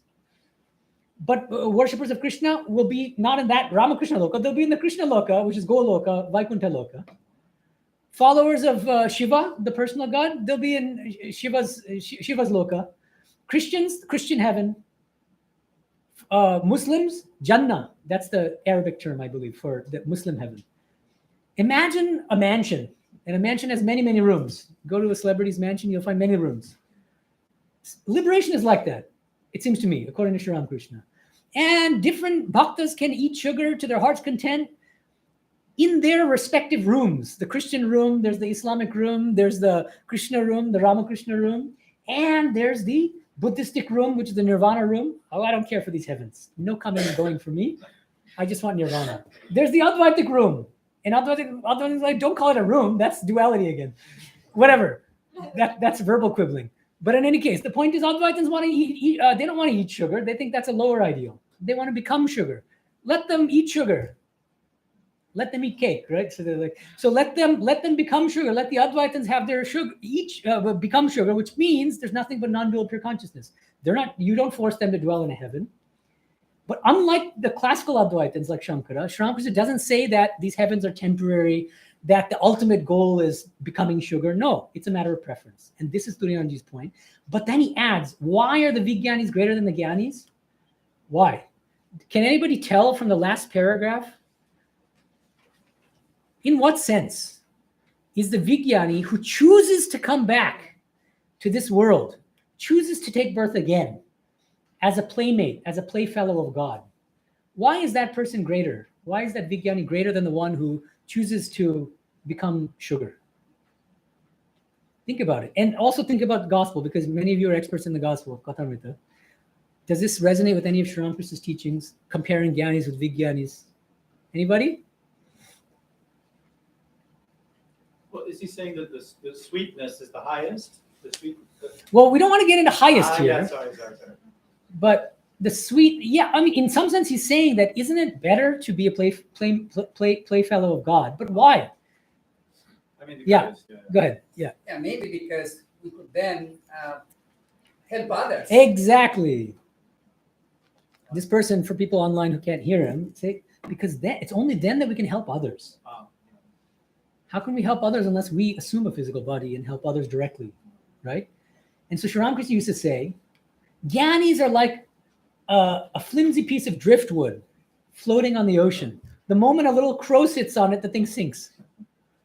Vigyanis are like, and here I'm modernizing a little bit, are like a giant aircraft carrier, which can carry whole planes and, so many hundreds of planes on one, hundreds might be an exaggeration. But in any case, he says, just like that, he says, Vigyanis are like these giant logs on which so many creatures can sit, and it can take them across the other shore.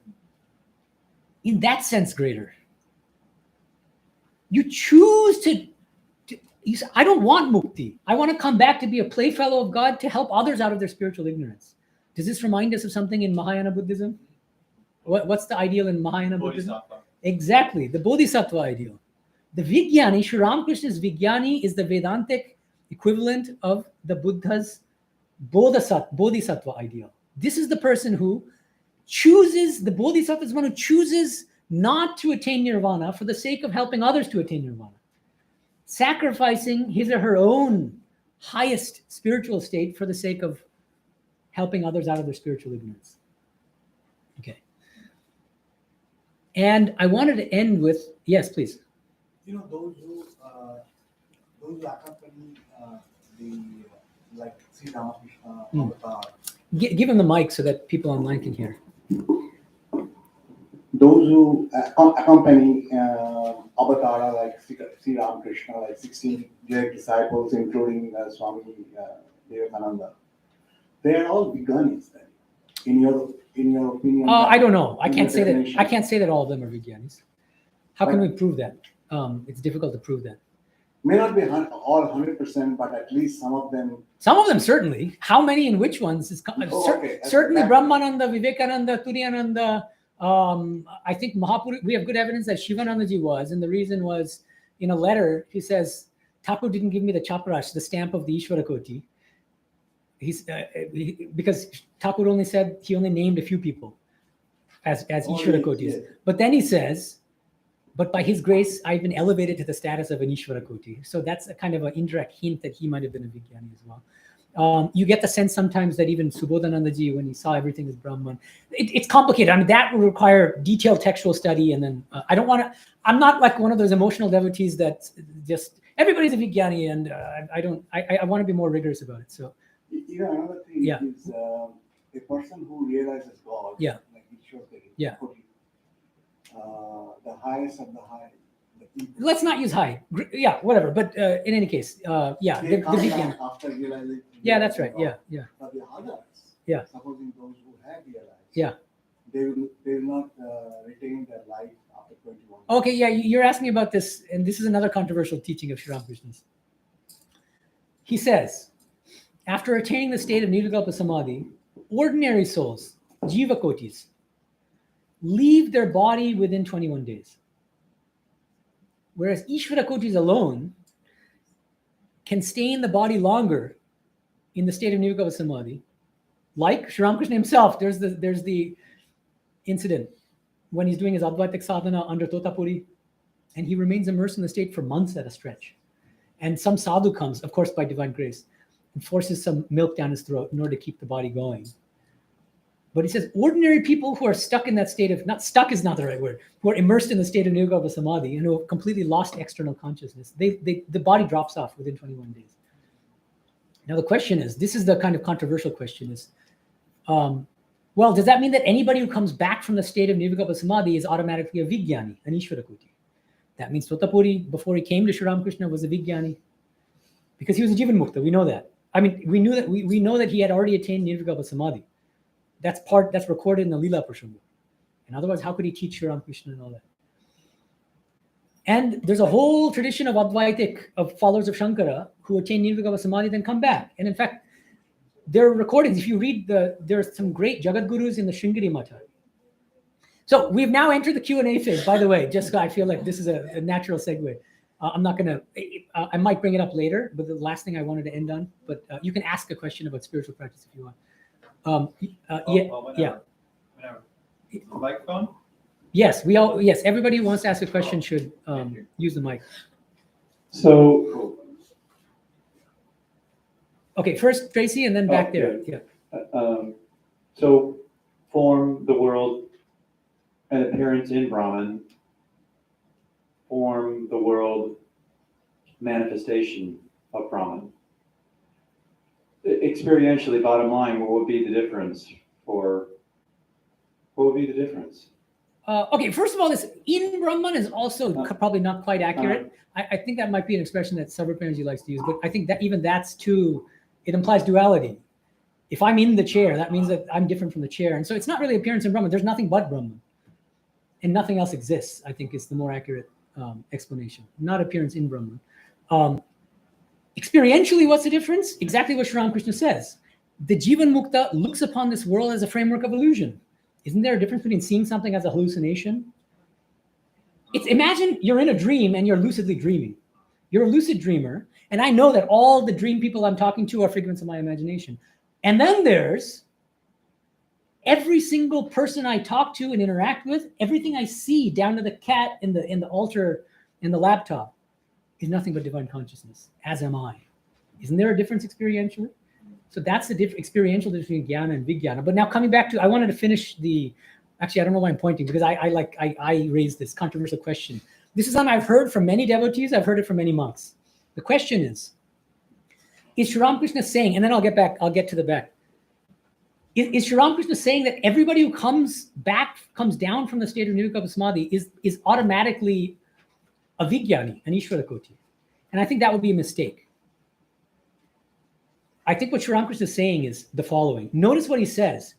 Those who remain in the state of Nirvikalpa Samadhi for up to 21 days will, within 21 days, leave the body. Why? Because it's not receiving any food. But what happens is, I'm taking this straight from kind of orthodox classical Advaitic texts, Jivan Mukti Viveka. They have this hierarchy of different stages in Brahmagyana. Madhusudana Saraswati quotes it. There are other classical Advaitans who quote this. Brahmavit is the knower of Brahman who goes into the state of Nirvikalpa Samadhi, but is forced to come back to this world within a few minutes or hours. Why? Due to his or her own prarabdha karma. His own karma is pulling him back to this world. That's not Ishvarakoti. Second stage, there's a higher stage of Brahmagyana. When you're in the state of Nirvikalpa Samadhi, you can't come out of your own volition, not because of your own karma, but if somebody else whispers the right kind of mantra into your ear, Hari Om Tat Sat, Hari Om Tat Sat, the mind can come down. But the highest, the Brahmavid Varishta, the highest knower of Brahman, according to followers of Shankara, most of them, say this is the person who, after attaining the state of Nirvikalpa Samadhi, can't come back. They don't come back at all. So now what that means is people who enter the state of Nirvikalpa Samadhi, many of them come back within a few seconds. Many of them come back within a few minutes or hours or days, well before 21 days is up. Those people are not Vigyanis or Ishvarakotis. That was Totapuri when he came to Sri Ramakrishna. This is my view. That's the only way to reconcile what Sri Ramakrishna saying about the 21 days and all this stuff about Vigyana and all that.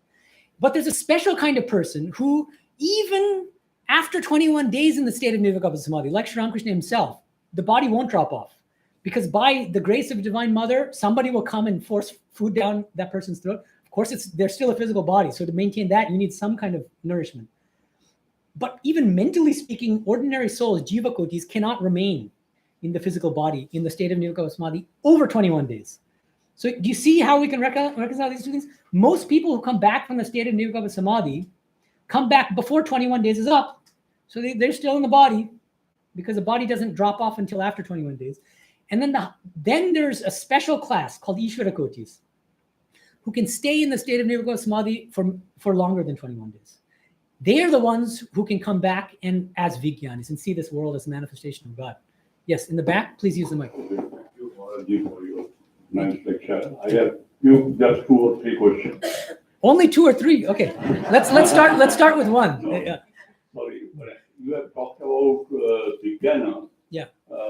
What Krishna told that he is Sakar, Nirakar, and Abakotaki. after that he is Sakar, Nirakar, and Par. Abakotaki. So Much more that besides. means it's an attitude. But where do you place love? Love of Buddha, love of Ram Krishna, love of Jesus. Love when the Gopinis, Sri Radha, has lost her mind in Krishna. Is it Ananda? When you see Pranamaya course, when I am looking at this, then Annamaya course and Pranamaya course, that is separate. I am like Hanuman. But when in Vigyan, you are knowledgeable. But why do you place love? That is my question. Yeah, that's a nice question. The thing is, love. Think about the word love. How is it normally used? People say, I love you. This is yesterday I went on a rant about how people are too glib about the word love. But anyway, you hear the phrase, I love you all the time, right? I love you. The word love entails. Okay, hold on. Yeah, prem implies a lover on the one hand and a beloved on the other. Surely. Common sense. I'm not saying anything technical or philosophical here. Surely the moment you say love, it means there should be a lover and a beloved. What does that mean? When you become sugar, then at best you can say I've become love, even though I'm not even clear about what that would even mean. But to love, to feel love, to experience love, you need to maintain some separation from your beloved, which means bringing in Hanuman. The only relationships with God which accommodate prema, love, that supreme divine love, are the I am a servant of God and I am an amsha, a portion of God. Because the moment you say I am you, you can become love, but you no longer feel love. Experiencing, the very verb experience, don't you have to experience something? Doesn't that mean that there's a subjective experience? So to feel love for others, don't there need to be others? Everything is God. But the different pots of clay, they're all real. But there's a distinction within the oneness. There's an internal diversity within that one all-encompassing oneness. It's an all-encompassing Advaita. So prema, love, comes in, the vigyani, loves God in various forms. Sri Ramakrishna says, I'm a glutton in the spiritual field. I love to think of God in so many different ways. So that's why he lovingly worshiped God as Krishna, sometimes as Radha, sometimes as Sita, sometimes as Hanuman, sometimes as Christ, sometimes as Allah. Sometimes he thought, but he didn't prefer this, but sometimes he preferred to say, so aham brahmasmi, and he would immerse himself in the state of nirvikalpa samadhi. But usually he preferred love. And love, because love of God automatically entails love for creatures, love for God's creatures. Only then can he help others. And he helped others in a spirit of love. That's the difference between the Jnani and the Vigyani. The Jnani, Sri Ramakrishna says in another place, these are startling statements because they're spoken from such a high standpoint, we get frightened almost. He says Jnanis are selfish. He uses that language. Why? Because they care only about their own salvation. Remember the flimsy piece of driftwood. The Vigyanis, remember the aircraft carrier. They come back. They choose not to be liberated or to help others achieve salvation. Who is greater? So look at the selflessness, the spiritual compassion of the Vigyana. Okay, that's question number one. Why don't we? If other people have questions first, we'll let other people go, and then we'll come back to you. How about that?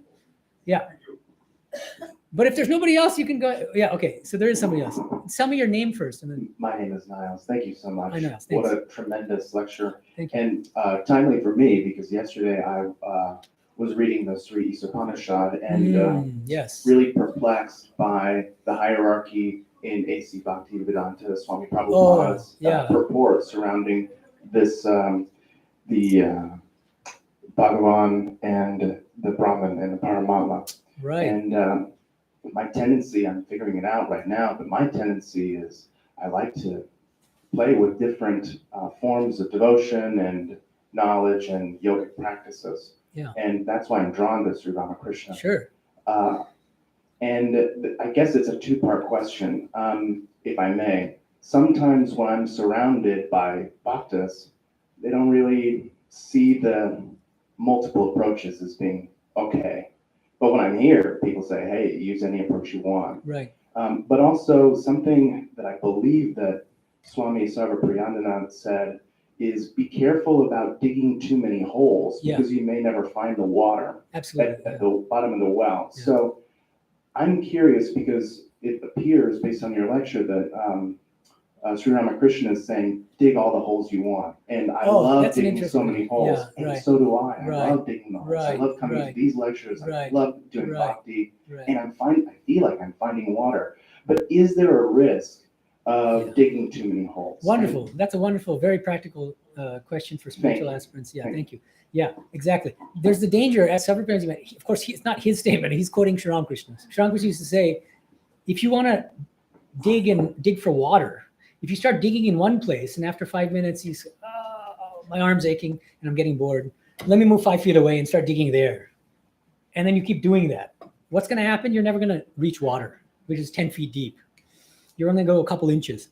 Likewise, Sri Ramakrishna says, Sri Ramakrishna himself says, so that's the important thing. Sri Ramakrishna himself says, don't be a spiritual dilettante.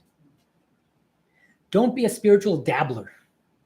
Now, the thing is, where are you in your spiritual life and in your spiritual journey? That's extremely important.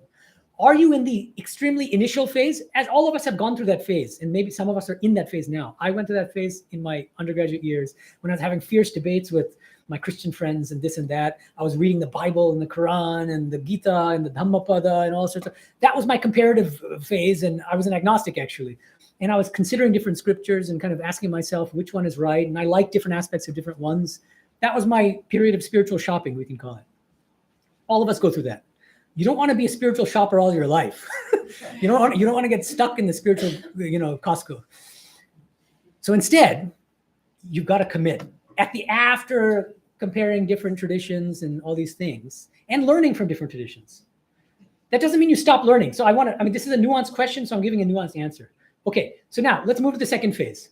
Of all the different scriptures I've read, of all the different spiritual teachings I've read, of all the gurus I've read and the masters, just imagine, hypothetically, I like Sri Ramakrishna's, based on my ruchi and samskara, my latent tendencies and my temperament, I love Sri Ramakrishna the most. What do you do at that point? That doesn't mean you stop reading the Bible or the Quran or stop learning from other religions, but you now have an anchor. The anchor is the Ramakrishna Vivekananda Holy Mother tradition. That means you would need to get spiritual initiation in this tradition rather than any other. And I don't want to come off as dogmatic or fanatical, but this is, I think, what he means when he says you got to dive deep.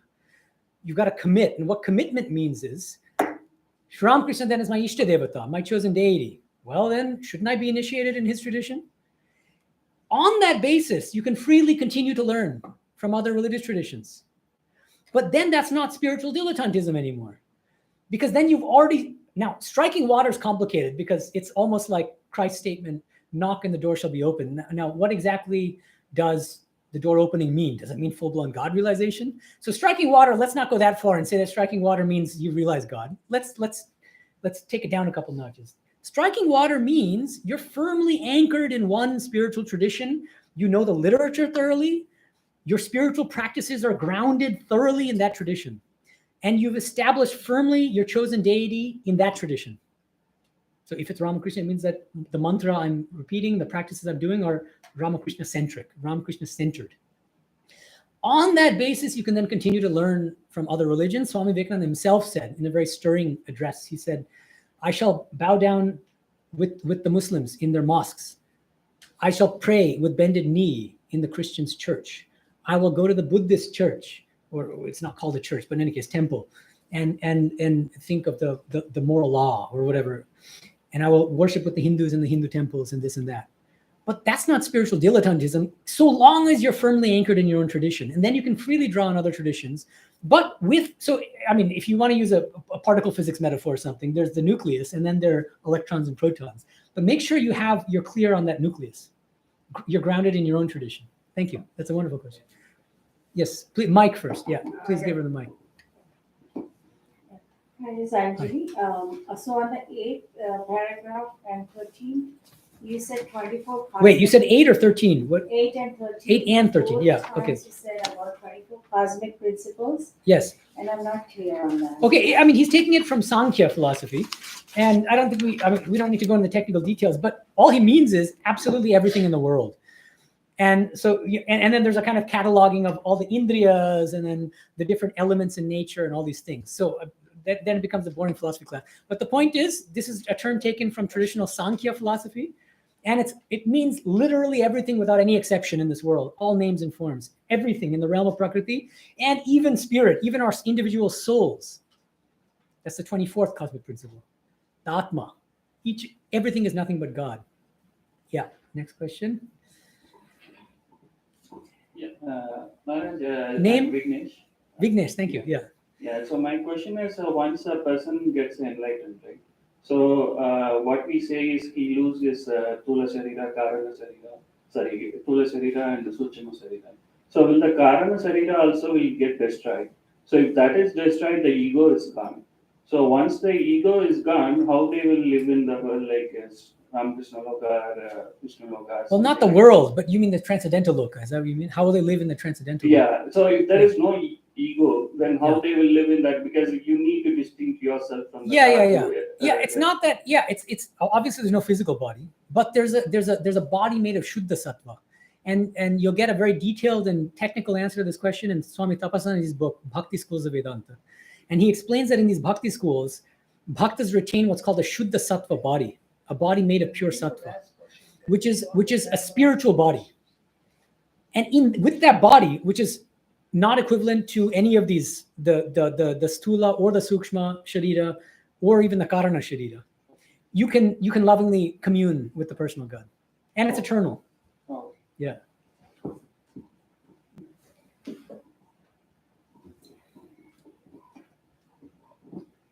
Swami, my name is Yeah. Anjana. Anjana. My question is about the theme of helping others that came about in many of our discussions.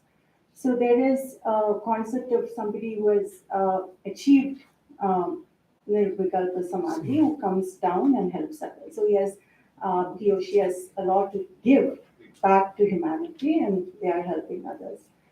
But even for spiritual seekers, even Sri Ramakrishna Mission has the motto of serving others, Yes. right? Helping others. Yes. So there, you don't have much to give. Like Swamiji also says in his books that Right. when you help others, Yeah.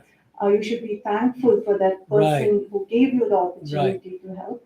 So in that sense, is helping others giving you an opportunity to expand yourself? Yes, that's wonderful. And she gives me the perfect segue into, I was going to conclude my class with a final statement about spiritual practice.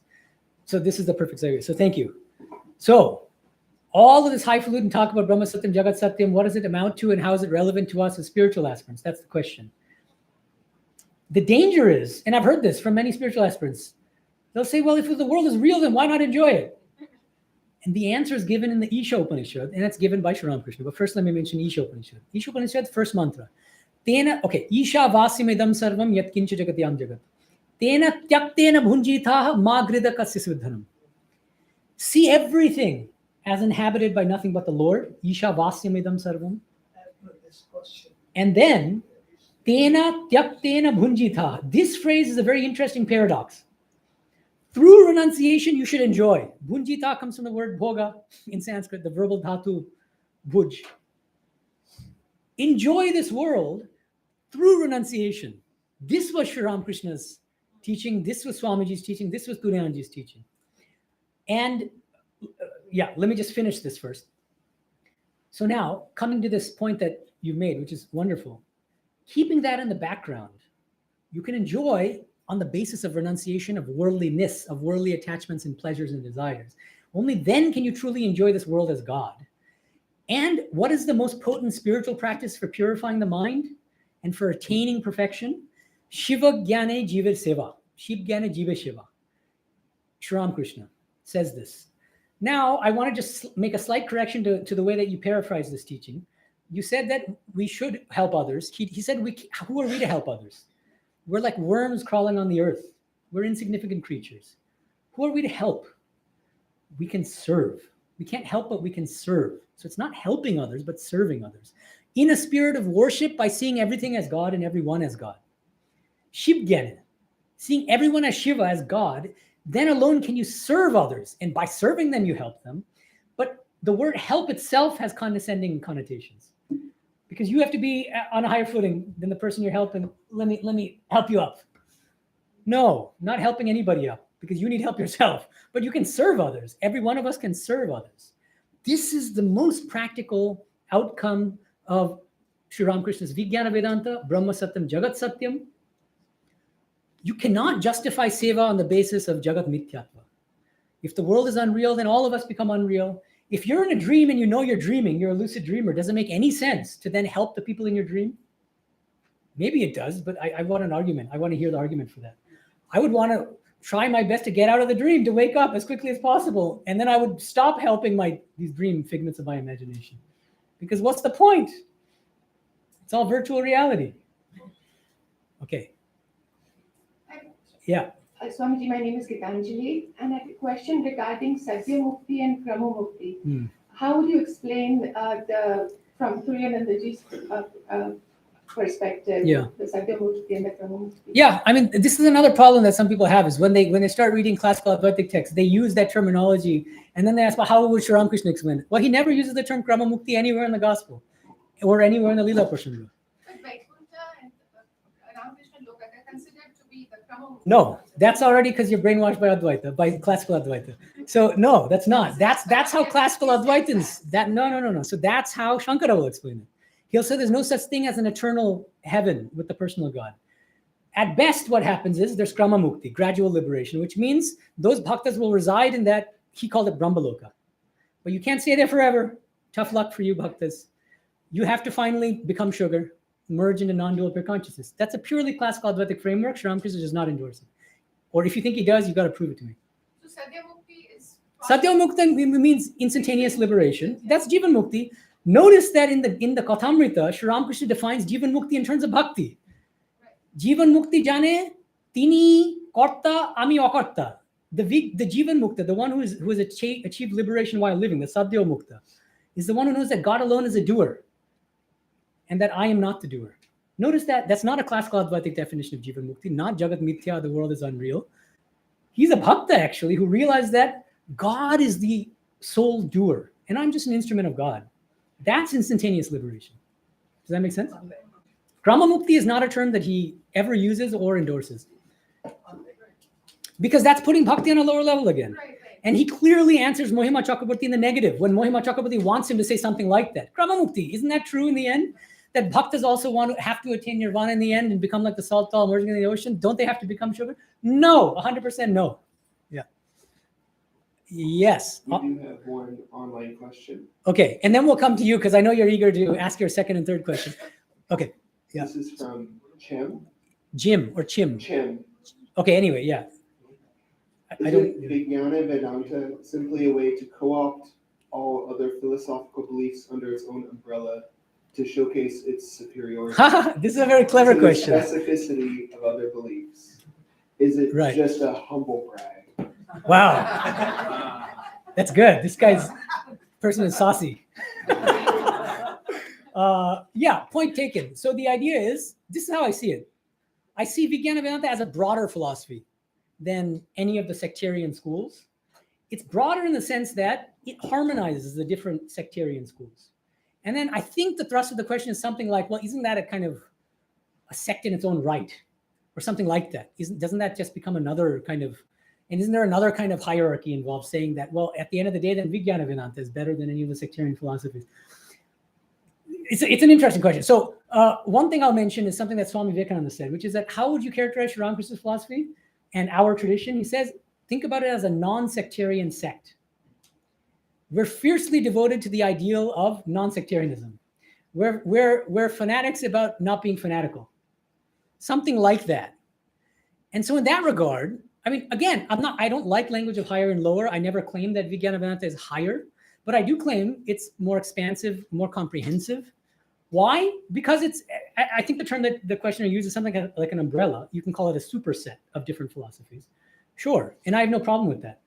But what's the reason for holding that Vigyana Vedanta encompasses and harmonizes different sectarian philosophies in order to show that they're all valid paths to the same goal without any higher and lower? And I think that's a small price to pay to secure religious harmony and a world without religious violence and fighting and conflict. And that's my answer. Okay, last question, because I also have to run to the bathroom, to be honest. Okay, so yeah. Even Vigyanis, I'm not a Vigyani, but I wish I was. Yeah. Maharaji, when Okay. Swami Tuliananda, Yeah. Swami Vivekananda, all these persons started their spiritual lives Yeah. under the masterhood of Sri Ramakrishna, excellent taskmaster. Yeah. So let me take you to an example. When Shivanandaji was he does not have any shelter. Then Sri Ramakrishna told that you stay in Ram's house, but you take his rice. Ram is Kayastha and you are Brahmin. You take his rice only, not his, and you just have a bowl of milk. It is given in Ramakrishna Bhakta Malika, and boil it. And so Sri Ramakrishna was very in character. So my question is, we are living a corporate life. We are coming to meet and reading this thing. What are the practical tips which you recommend in Naksar to us so that we can have some enlightenment? So when we go back, we can nurture all these things.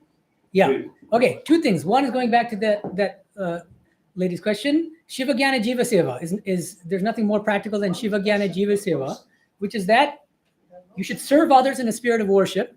Secondly, try to combine the 4 yogas to the best of your ability. This is the other thing. So don't be a fanatic about one yoga is higher than the other.